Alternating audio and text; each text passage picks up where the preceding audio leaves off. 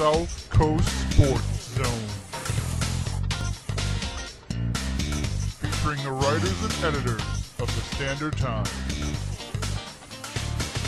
Well, I'm not sure that we can top the intro music,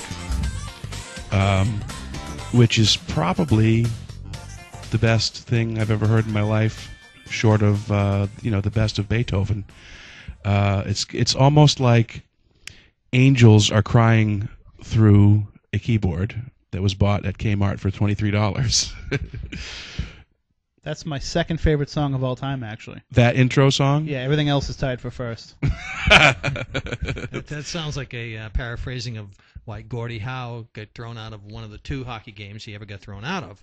One was for asking the referee if his mother had any kids that lived. The other was for saying that you're the second best referee in the league. And you already gave me the punchline. I would like to note that we are 42 seconds in, and Mick has already made a hockey reference that no one will understand. It comes back to hockey. I'm Jonathan Comey. I'm here with Mick Calagio. Say hello. Hello. And Tim Weisberg. Hey, everybody. And we are just a bunch of guys who work for the Standard Times of New Bedford, Massachusetts, and the audience of SouthCoastToday.com. And this is called South Coast Sports Zone. We're not going to reinvent the wheel here. What we're going to try to do is talk sports in a way that the people of this area should be able to relate to. A lot of Red Sox, a lot of Bruins, a lot of Celtics, some national topics, local sports. As we get this thing going, we're going to be taking requests from people in the community, what they might want to hear us talk about. We're going to have general camaraderie is something we're shooting for. We've got a webcast going at the same time.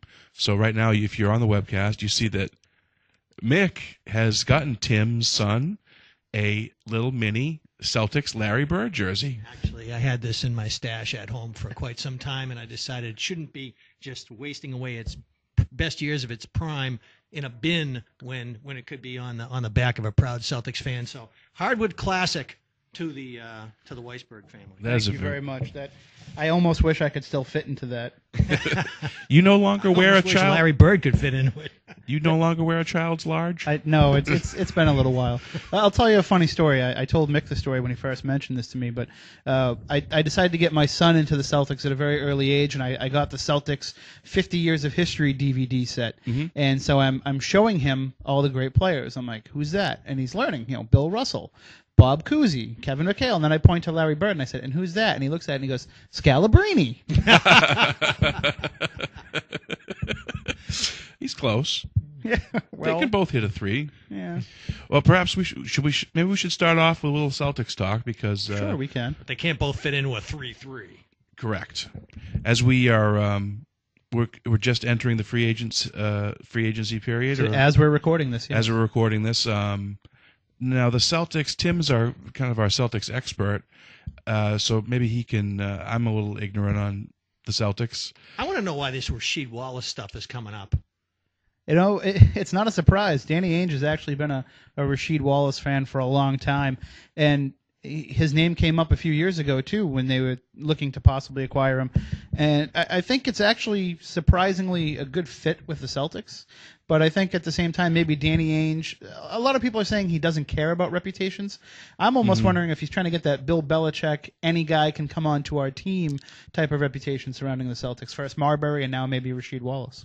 But he's already done this before with a couple other guys, hasn't he? But maybe not to the, how famous Marbury is as far as being a poison player. But what happens when you get too many of those guys when you go over the Mason-Dixon line and then Well, I think as long as you only got one in the locker room at any given time, you should be okay. I mean, they said that about Eddie House, that he was kind of a me-first type of player for being a bench guy.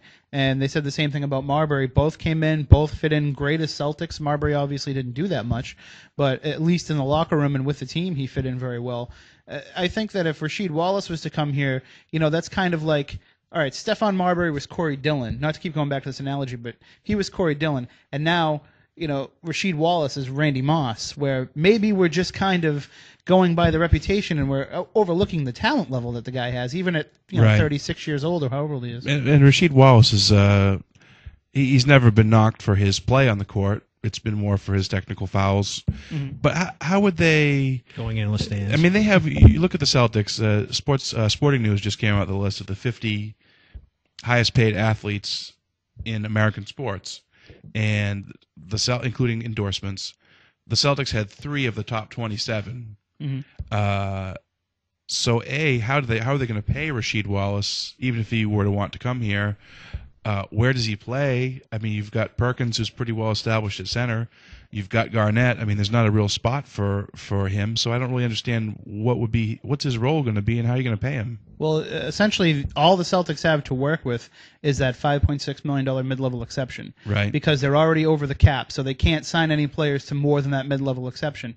And if you can get him in here for that dollar figure, that kind of defines what his role is going to be. Okay. Because he's going to be just a guy coming off the bench at the 4 and the 5, giving Perkins and Garnett a breather, spacing out the floor from that position more than any of their other players do.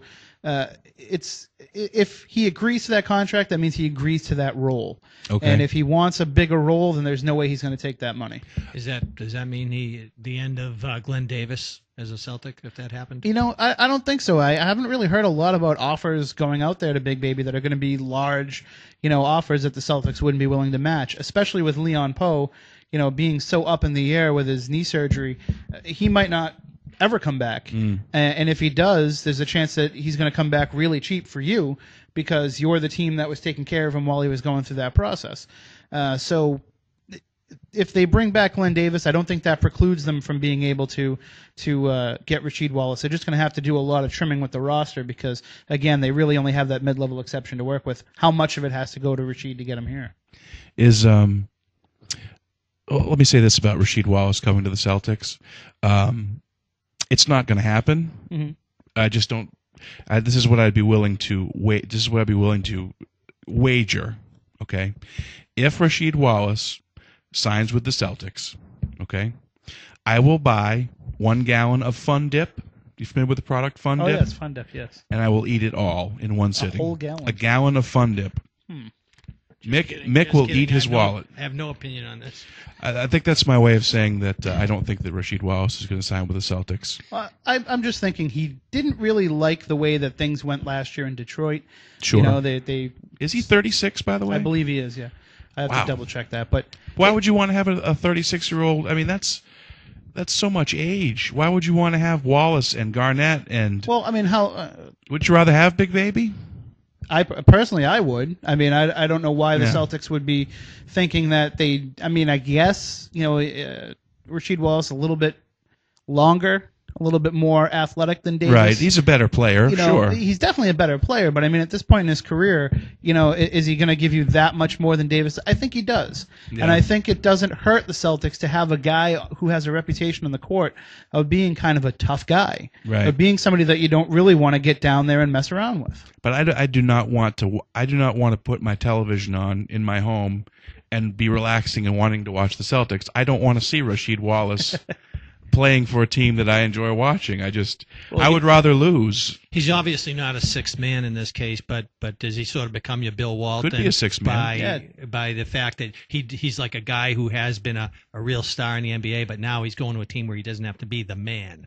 He could certainly go either way. He, like John said, he could be a sixth man because I would think he would be your highest scorer off the bench, looking at the way the team's constituted. And I think I like the Walton analogy because it is a guy who's kind of doing this for the chance to go out with a bang. But at the same time, you said you don't want to watch him on a team that you enjoy watching. I think a guy like Kendrick Perkins would love to have him here because, A, he's going to take a lot of the tough stuff away that he has to deal with, and also because every time Perkins gets a foul, we're going to be like, oh, that's nothing, and nobody will get on him as much anymore because, Rasheed Wallace will have 15 by the All-Star break. But aren't my feelings kind of more important than Kendrick Perkins' feelings? I mean, to me they are. I'm just saying, by having him there, it helps your other players do what they need to do. Okay, sure. And I want to see if he dyes that little spot in his head green. That would be fun. That would be a fun. Other Celtics, and I'm not reading from my list of prepared notes right here for sure. That's not happening. That's real radio. It's all up here.